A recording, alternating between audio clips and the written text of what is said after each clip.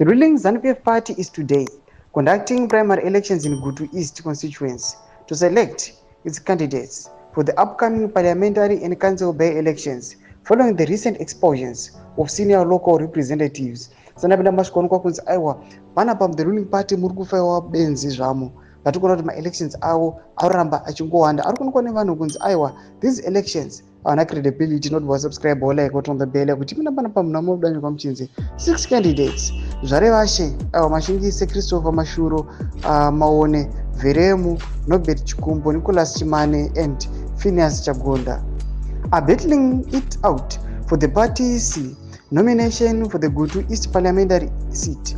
The vacancy was created after the ousting of former legislator Benjamin Ganyiwa from the party.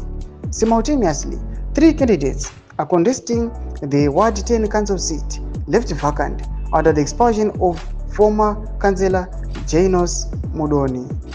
The party members are gathered across 26 district centers in the constituency to cast their votes. Voting is reportedly proceeding smoothly, with the results expected to be announced later today.